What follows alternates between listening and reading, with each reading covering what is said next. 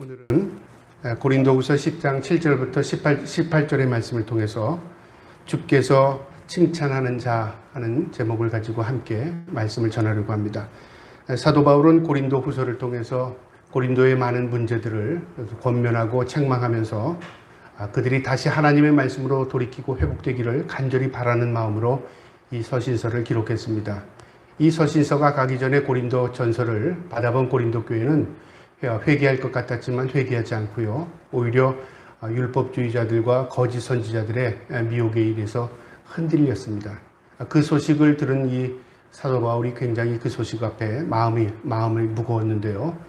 그런 소식과 함께 고린도후서에 다시 이 편지를 통해서 다시 그들을 세우고자 하는 그 마음이 간절합니다. 오늘 이 10장 7절부터 18절의 내용은 사도 바울이 하나님 앞에 우리가 언젠가 서게 될 텐데 하나님께서 우리가 하나님 앞에 서게 되면 우리 주님께서 칭찬하는 자가 있을 것이다. 나는 그 칭찬하는 자로서 지금도 살기 원한다. 그런 말이죠. 그러니까 세상의 종말이 가면 또 하나님 앞에 우리가 언젠가 서게 되면 하나님께서는 누구는 칭찬하는 사람이 있을 것이고 누구는 또 책망받을 사람이 있을 것이다. 그 말이죠. 그 가운데 나는 하나님 앞에 칭찬받는 자로 살기를 원한다. 그 말입니다. 그러려면 어떻게 해야 되겠죠? 사람 소리에 귀 기울이지 않고요. 또 사람의 칭찬에 미혹되지 않고 오직 자신이 하나님 앞에 받은 사명을 묵묵히 지켜나가면서 자신의 길을 가겠다는 다짐과 결단이 있는 내용입니다. 오늘 이 말씀을 통해서 하나님께서 우리도 또 택함받은 백성으로서 사도 바울이 가진 마음을 공유할 수 있기를 주님의 이름으로 축복합니다. 10장 우리 5절에 보면요. 사도 바울이 고린도 교회에게 이렇게 말합니다. 모든 생각을 사로잡아 그리스도에게 복종하라 그렇게 말합니다.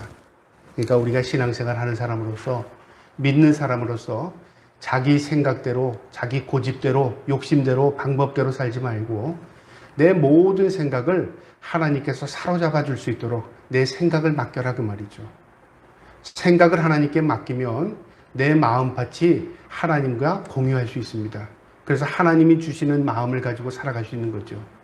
우리는 내 생각대로 예수를 믿게 되면 때로는 열심히 믿는 것 같지만 내 생각대로 되어지지 않으면 하나님을 부인하게 됩니다. 그래서 믿음에 실족되는 사람들이 공통점이요. 다 자신의 방법대로 믿고 자신이 시험 드는 겁니다. 우리가 진정으로 믿음으로 살려면 내 생각을 접는 겁니다. 또 내 생각을 하나님이 주시는 그 생각에 사로잡히는 겁니다. 그리고 하나님의 마음을 품고 살아가는 것이죠. 그래서 이 말씀, 이 5절에 모든 생각을 사로잡아 그리스도에게 복종하라는 마음은 바른 생각을 해라. 하나님이 기뻐하는 올바른 생각을 하고 살자 그 말입니다. 이제 7절부터 18절의 내용은요. 어떤 사람이 하나님이 칭찬하는 자, 거기에 한번 초점을 맞추고 이 말씀을 보면 우리가 깨달음을 얻을 수 있으리라 생각합니다. 7절을 보면요. 너희는 외모만 보는도다. 만일 사람이 자기가 그리스도에게 속한 줄을 믿을진데 자기가 그리스도에게 속한 것 같이 우리도 그럴 줄을 자기 속으로 다시 생각할 것이라. 너희는 누구를 말하냐면요. 고린도 교회입니다. 외모만 본답니다.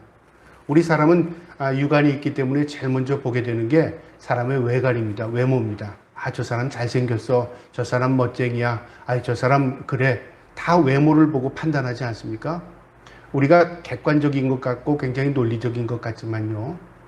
사실은 외적으로 보는 것으로 판단하는 게 굉장히 많습니다. 그래서 심리학자들이 말하기를요. 0.07초 만에 사람의 외적인 모습을 보고 그 사람을 평가한답니다. 말 한마디도 해보지도 않고요. 그래서 인간이 보는 이 시각적인 관점이 굉장히 중요한 겁니다. 첫 이미지, 초두 효과라고 그러죠. 첫 이미지가 그랬는데 나중에 보니까 달라 그런 말도 하기도 하고요. 첫 이미지나 그 사람 똑같아 그렇게 평가하기도 하죠. 그러나 우리가 보는 외적인 모습은요. 맞을 수도 있고 틀릴 수도 있습니다. 이 고린도 교회가 이 외적인 것에는 굉장히 발달했을 것 같습니다. 그래서 사람들이 많이 배우고 또 상업적인 도시에 살다 보니까 사람을 많이 대하고 하다 보니까 외적인 것에 굉장히 또 초점을 맞추고 있지 않겠습니까? 그래서 사도 바울을 평가할 때도 외적으로 평가했던 것 같아요. 또 거짓 선지자들이 이 고린도 교회를 미혹할 때도 사도 바울 볼품 없잖아. 그 사람 말도 우둔하잖아. 또 그 사람 글 쓰는 거하고 그 사람 행위하고 다르잖아. 이렇게 평가를 할 수 있다 그 말이죠. 너희는 외모에 너무 신경 쓴다. 너희는 외모만 보는도다.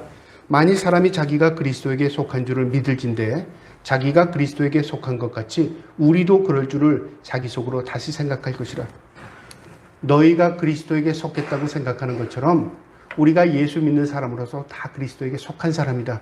그러니까 내가 아니라 예수 그리스도의 지체라 그 말이죠. 그런 관점으로 보라 그 말이죠. 그러니까 우리가 믿음의 눈으로 보면요. 세상을 바라볼 때 우리가 하나님 앞에 택함 받은 백성이면 우리가 하나님의 택함 받은 백성으로 평가하지만 안 믿는 사람, 저 사람 버림받은 사람 그렇게 평가해서는 되지 않는다 그 말이죠. 언젠가는 하나님이 택할 수 있는 백성일 수도 있는 겁니다. 우리의 관점은 내 중심이지만 하나님의 관점에서는 다를 수 있다 그 말이죠. 그러니까 외적인 것으로 판단하지 말고 내가 그리스도의 사람인 것, 너희가 그리스도의 사람인 것 그걸 가지고 너희가 판단해라 그 말입니다. 그러면서 8절에요. 주께서 주신 권세는 너희를 무너뜨리려고 한 것이 아니요 세우려고 한 것이니 내가 이에 대하여 지나치게 자랑하여도 부끄럽지 아니하니라. 하나님이 사도 바울에게 주신 권세가 있습니다. 어떤 권세냐면 복음을 전하는 사도적인 권세입니다. 우리가 복음을 전한다는 게 누구나 할 수 있는 것 같지만 때로는 이 복음을 전함을 통해서 오히려 하나님의 영광을 가리는 경우도 있어요. 또 복음을 위장하는 수도 있습니다. 복음의 권세는 하나님께서 그를 도구로 사용하십니다. 어떻게 사용하시냐면요. 교회를 세웁니다. 그런데 이 복음에 여기 보면은 18절에 주님께서 주신 권세는 너희를 무너뜨리려고 한 것이 아니라 그 말이었어요. 그러니까 세우려고 한다 그 말이죠. 그러면 반대로 교회를 무너뜨리고 우리의 믿음을 무너뜨리고 우리를 실족시키게 하는 그런 권세를 가진 악한 권세도 있다 그 말이죠. 사도 바울이 하나님으로 또 받은 이 믿음의 권세, 이 복음의 권세는 고린도 교회를 세우기 위한 것이었습니다. 그런데 거짓 교사들은 교회 안에 들어서 오히려 교회를 회방하고 교회를 지금 무너뜨리고 있다 그 말이죠. 그러니까 말로만 보지 말고 이것이 교회를 세우는 것이냐, 이것이 교회를 무너뜨리는 것이냐, 그걸 한번 봐라 그 말이죠. 우리가 어떤 사람을 외적으로 판단할 때 저 사람은 좋은 사람이야. 그랬다가 시간이 지나서 안 좋은 사람이네 그렇게 평가할 수도 있고요. 반대로 저 사람은 별 볼 일 없고 안 좋은 사람 같아. 인상도 안 좋아. 그랬는데 시간이 지나면서 저 사람은 진짜 참 좋은 사람이야. 그렇게 평가할 수도 있지 않습니까? 그럴 때 우리는 외적인 내 판단이 잘못된 것을 알 수 있는 것입니다. 무엇으로 진정한 판단이 이루어지냐면요. 저 사람이 무너뜨리는 사람이냐, 저 사람이 세우는 사람이냐, 저 사람이 우리와 함께하면서 힘이 나는 사람이냐, 저 사람이 있으면 우리가 참으로 우리를 침몰시키고 우리를 괴롭게 하는 사람이냐, 그거는 지내보면 아는 거 아니겠습니까? 마찬가지입니다. 교회도 그렇다 그 말이죠. 하나님께서 자기에게 주신 권세, 이 권세는 복음을 증거하고 복음을 통해서 교회를 세우기 위한 권세였다 그 말입니다. 그런데 거짓 교사들은 이 고린도 교회를 무너뜨리는 권세로 교회를 지금 흔들고 있다 그 말이죠. 그걸 너희가 알아라. 9절에요. 이는 내가 편지들로 너희를 놀라게 하려는 것이 생각지 않게 함이라. 사도 바울이 고린도 전서를 보냈고 또 눈물의 편지를 보냈습니다. 이 서신서를 통해서 고린도 교회가 놀라고 겁을 먹고 또 때로는 하나님에 대한 징계의 두려움을 갖게 하기 위해서 이 고린도 전서 눈물의 편지를 쓴 게 아닙니다. 위협하기 위해서 쓴 게 아니었습니다. 이 고린도 교회를 세우기 위해서 쓴 겁니다. 그런 의미로 바라봐라 그 말이죠. 너희에게 책망하고 권면한 게 처음에 너희에게 듣기는 좀 거북스럽고 힘들지만 이것이 너희 교회가 세우는 것이고 너희 영혼을 살리는 것이고 너희의 믿음을 세우는 것이다 그 말이죠. 너희에게 유익된 게 무엇이냐 그것을 보라 그 말이죠. 귀에 달콤한 얘기 해줬다고 해서 그 사람이 좋은 게 아니라 너희에게 진정한 좋은 것이 무엇인 것을 네가 깊이 묵상하고 깨달아 봐라 그 말입니다. 10절입니다. 그들의 말이 그의 편지들은 무게가 있고 힘이 있으나 그의 몸으로 대할 때는 약하고 그 말도 시원치 않다 하니 이 거짓 교사들이 사도 바울이 없는 사이에 이 고린도 교회를 흔드는 내용인데요. 뭐라고 말했냐면 사도 바울이 보낸 이 고린도 전서 눈물의 편지를 그들도 아마 본 것 같습니다. 그러면서 글에는 힘이 있고 그 다음에 무게가 있다 그 말이죠. 사도 바울이 많은 지식을 가지고 있고 또 많이 배운 사람입니다. 그러니까 글을 굉장히 고급 단어를 사용합니다. 또 깊이 있는 단어를 사용합니다. 그러니까 당연히 편지가 무게가 있죠. 힘이 있습니다. 그래서 그걸 이 거짓 교사들도 부인할 수가 없었습니다. 이 편지는 대단한 글이다. 이 편지는 굉장히 논리적이고 이 편지 누구나 감동적인 편지다. 그걸 받아들일 수 있습니다. 그런데 비방을 어떻게 하냐면 그가 몸으로 대할 때는 약하고 그의 말도 시원치 않다. 말은 변변치 않아. 몸도 외모를 보니까 별거 아닌 것 같아. 그러니까 그가 말은 번지르하고 글은 잘 쓸지 모르지만 우리가 외모로 볼 때는 별 볼 일 없어. 그렇게 또 판단하게 만든다 그 말이죠. 우리가 털어서 먼지 안 나는 사람 없다 그러잖아요. 무슨 말입니까? 누구나 다 부족한 점이 있다 그 말입니다. 우리가 하나님 앞에 완전해서 하나님 앞에 쓰임받는 게 아닙니다. 부족하지만 하나님께서 그 부족한 사람을 들어 하나님께서 능력의 손길로 그걸 사용하는 거죠. 사용하는 자는 하나님이십니다. 우리는 도구에 불과한 겁니다. 이 거짓 교사들이 사도 바울을 비방할 때 그런 쪽으로 비방했던 것 같아요. 글은 잘 써. 문장력은 좋아. 그런데 말이나 외모는 별 볼 일 없어. 그렇게 말한 거죠. 그러니까 신뢰를 잃게 자꾸만 말한 겁니다. 그러니까 고린도 교회가 거기에 현혹이 되는 겁니다. 우리가 믿음으로 살 때도 그래요. 우리가 때로는 열심히 믿음을 가지고 살려고 하면 뭐 그런다고 너 하나님이 알아주냐? 뭐 그런다고 별 볼 일 있을 것 같아? 너 기도 많이 한다고 너 응답받은 거 있어? 만약에 그렇다면요. 우리는 그 사람의 말 속에 아니야라고 말하지 않고 헤아리게 됩니다. 가만 자신을 헤아려 봐요. 내가 기도를 많이 해도 응답받은 거 없는 것 같다. 만약에 그런 사람이 있다면 어떻게 될까요? 뭐 기도해도 하나님 들어주지도 않는 것 같아. 나는 어릴 때부터 믿음으로 살았는데 나보다 안 믿는 친구들도 더 잘 되는 것 같아. 만약에 그런 쪽을 세상의 눈으로 바라볼 때 어떻게 평가가 되죠? 내가 열심히 산다고 해서 이 세상에서 더 잘 사는 것도 아닌데 이렇게 자꾸만 미혹되고 현혹된다 그 말이죠. 우리가 육안을 가지고 있기 때문에 항상 다른 사람의 말을 듣게 되면 내 육안으로 평가하고 비교합니다. 우리의 평가는 이 세상에서 끝나는 게 아닙니다. 평가의 최종적인 그 평가자는 하나님이십니다.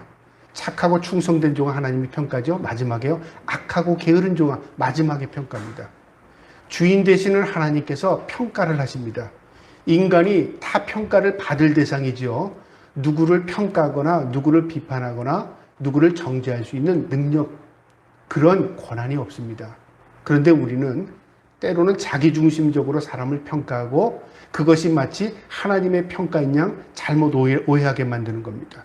사도 바울이 그걸 말하는 겁니다. 그들은 지금 내 외모, 내 말 이거에 대해서 평가하는데 그게 아니라 그 말이죠.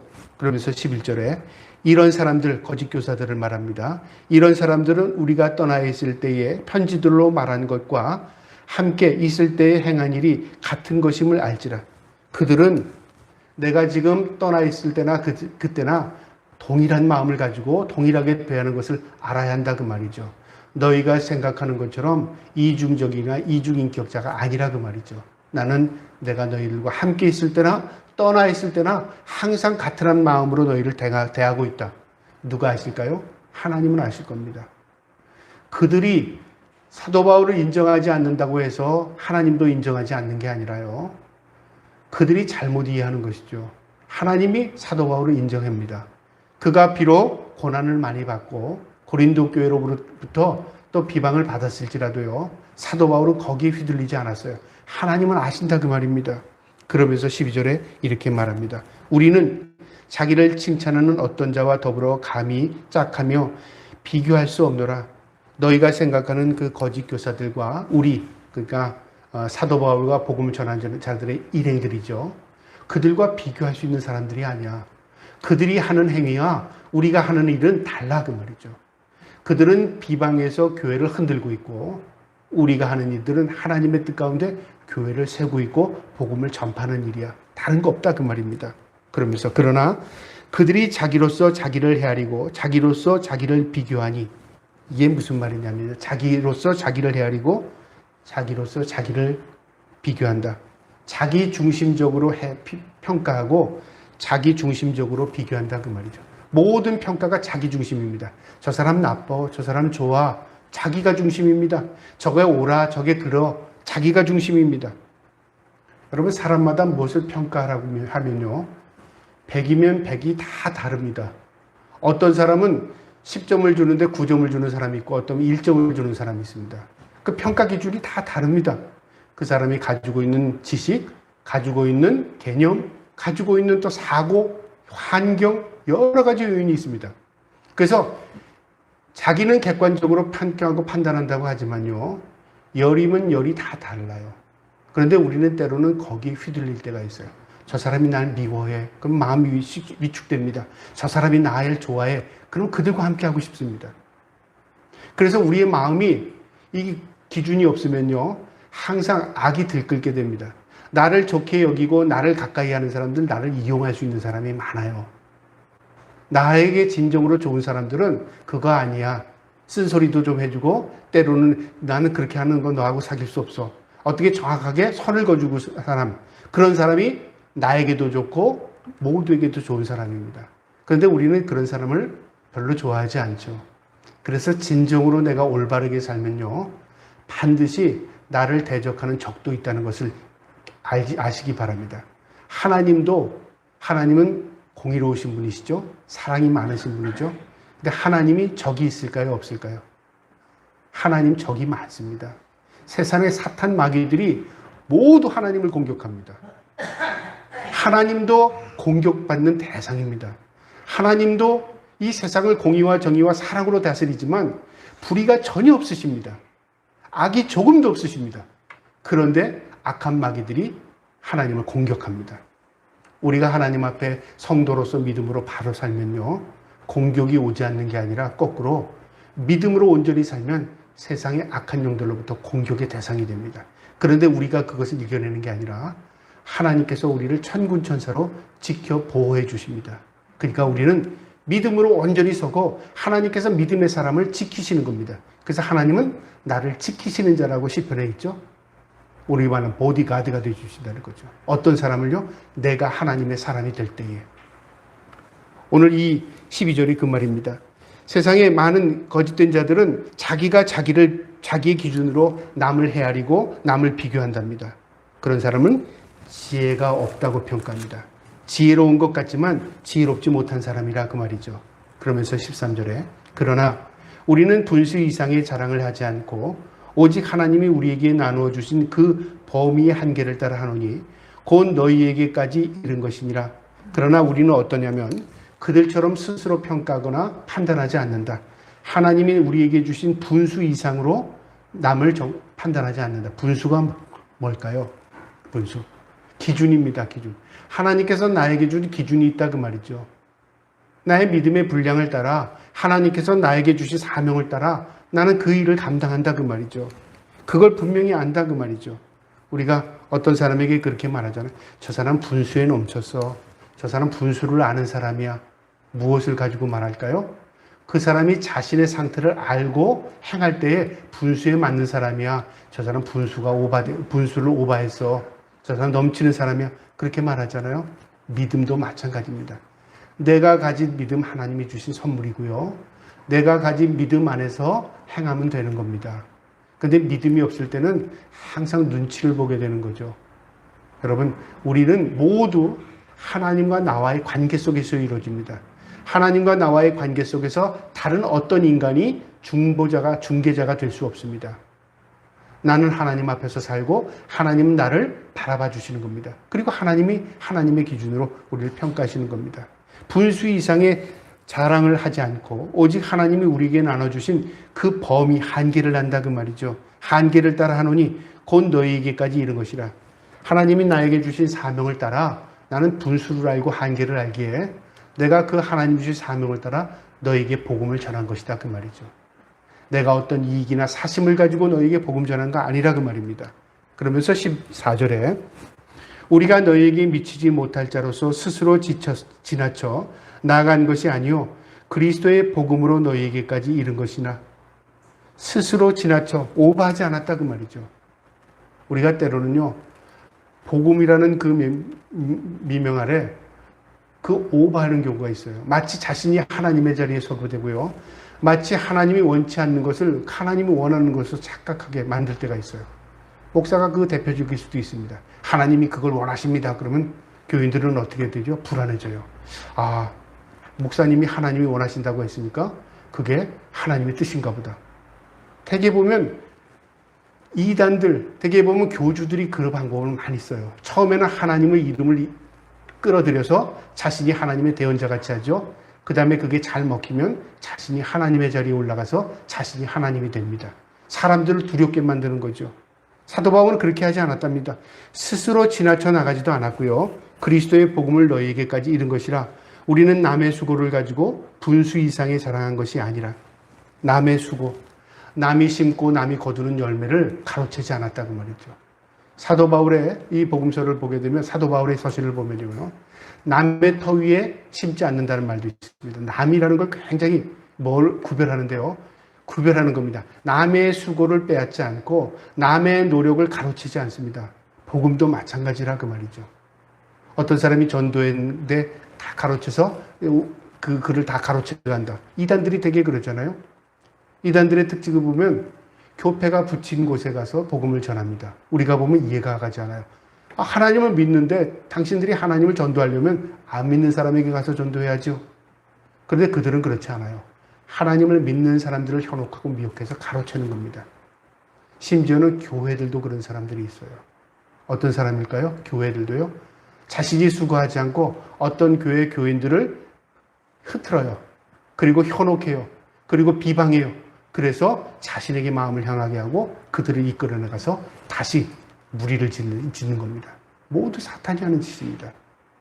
사도 바울은 분명히 얘기합니다. 남의 터 위에 오늘 남의 수고, 남의 열매 가로채지 않는다 그 말이죠. 그러면서 수고를 가지고 분수 이상에 자랑하는 것이 아니라 오직 너희 믿음이 자랄수록 우리의 규범을 따라 너희 가운데서 더욱 풍성하여지기를 바라노라. 너희가 잘 하나님의 말씀으로 자라서 풍성해져서 너희가 복음의 확장 역사가 일어나길 바란다 그 말이죠. 그래서 사도 바울은 고린도전서를 보면 분수를 분명히 알아요. 나는 심었고 아볼로는 물을 주었고 자라게 하시는 이 그분은 예수 그리스도다 그 말이죠. 다 역할이 있다 그 말이죠. 내가 심고 내가 자라게 하고 내가 열매 거두고 내가 다 내 거. 이거는 사탄이 하는 거라 그 말이죠. 하나님이 우리에게 주신 사명대로 심는 역할, 거두는 역할, 그 모든 것을 자라게 하시는 하나님의 역할이 있어야 모든 것이 열매를 맺는다 그 말이죠. 그 역할 자신을 충성할 뿐이다 그 말입니다. 그러면서 16절에 이는 남의 규범으로 이루어 놓은 것으로 사랑하지 아니하고 너희 지역을 넘어 복음을 전하려 함이니라. 남의 수고, 남의 열심을 가로채려고 하지 않는다. 나는 뜻이 있다 그 말이에요. 어떤 뜻이냐면 지역을 넘어 복음을 전하려 한다. 지역을 넘어. 고린도를 지나 어디냐면요. 지금 고린도는 그리스입니다. 그리스 이 에게 쪽인데요. 그 지역을 넘어 어디냐면 스페인입니다. 스페인. 옛날에 땅끝이라고 말하면 지중해 끝이 땅끝으로 생각했는데요. 그게 스페인입니다. 그러니까 사도 바울은 땅끝 스페인까지 복음을 전하기를 원했어요.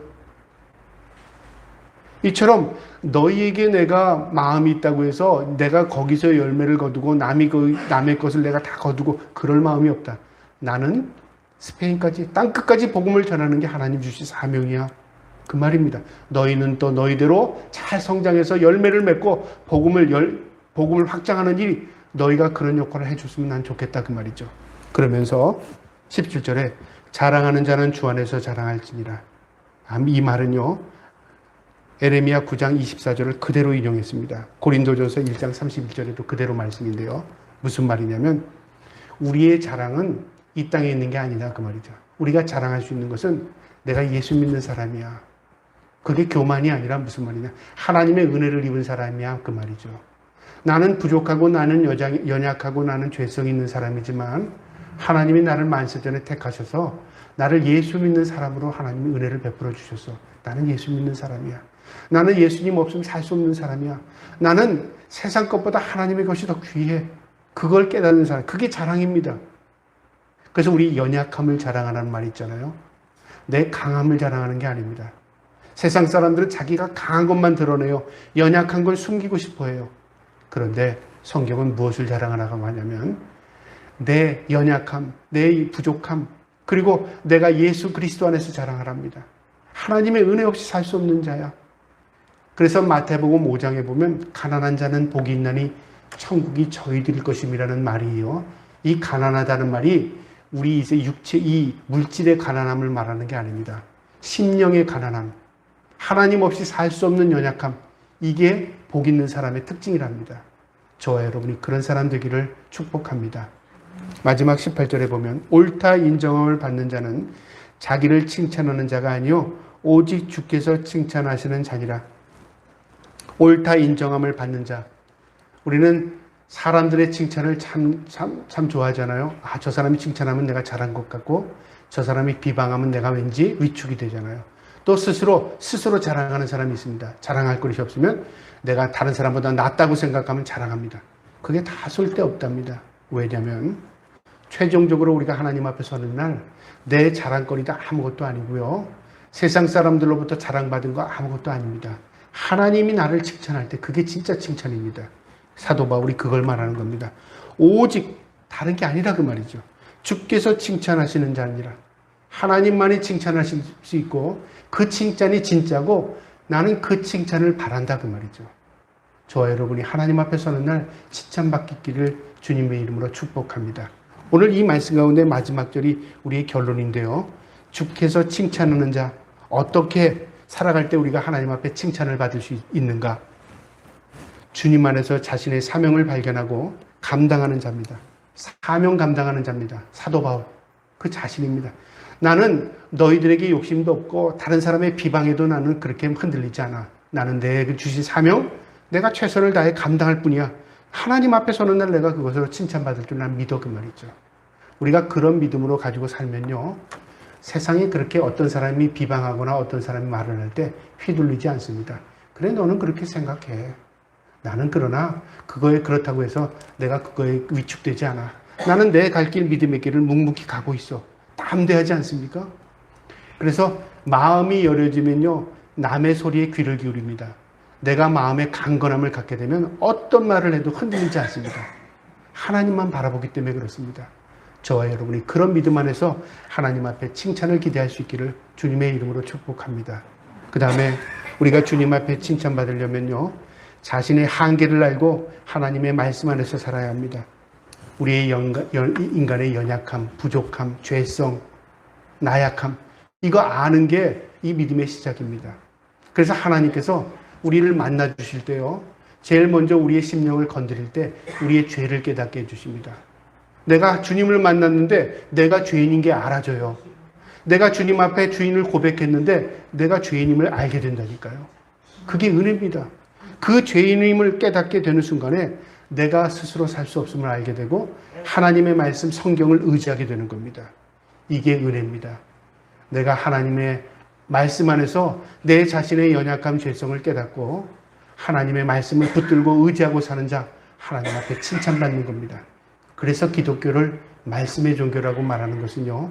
말씀을 덮어놓고는 예수를 믿을 수 없습니다. 말씀이 살아있을 때 하나님이 우리의 심령이 살아있는 것입니다. 저와 여러분이 항상 말씀을 우리의 마음에 두시고 하나님의 말씀을 신뢰하고 의지하고 살기를 주님의 이름으로 축복합니다.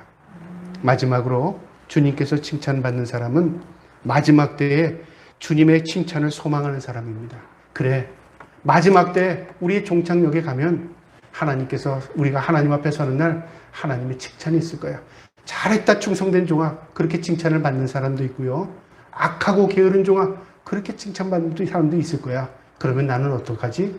나는 하나님 앞에 착하고 충성된 종이라고 일컬음 받기 위해서 오늘 하루도 하나님 주신 사명 묵묵히 잘 감당해야지. 그 마음으로 하루하루를 믿음으로 살면요. 우리가 하나님 앞에 언제 서든 내가 오늘이 세상의 종말이 오고 내일 주님을 맞이한다 할지라도 두려움 없을 겁니다. 그게 믿음입니다. 세상이 점점 종말이 가까우면 사람들의 심령에 불안이 싹 듭니다. 그래서 마지막 때가 가까울수록 누가 말하냐면 믿는 사람이 마지막을 얘기하는 게 아니라 믿지 않는 사람이 세상을 종말을 얘기합니다. 아이고 세상에 말세야 말세. 자기 스스로 얘기합니다. 야 세상에 종말이 오는 것 같아. 지구가 왜 이러지? 자기 스스로 다 느낍니다. 그러면서 뭐가 생기냐면 두려운 마음을 계속 갖게 됩니다. 그런데 하나님의 백성들은 어떻게 되냐면요. 마음에 임마누엘 주님 오시옵소서 빨리 오시옵소서. 그런 마음을 갖게 돼요. 그래서 요한계시록의 맨 마지막에 주님 오시옵소서 그렇게 말합니다. 그게 마지막입니다. 주님이 오셔서 이 모든 것들을 정화시켜 주시고 우리 하나님의 백성들을 구원하시고 우리가 천국에 입성할 수 있는 그날을 우리가 사모합니다. 그게 천국 백성의 특징 아니겠습니까? 사도 바울이 그런 마음이었습니다. 내가 주님 앞에 칭찬받는다. 내 마음의 소망을 가지고 마지막 날에 내가 주님 앞에 서는 날 칭찬받기 원한다. 그 마음을 가지고 묵묵히 복음을 전했습니다.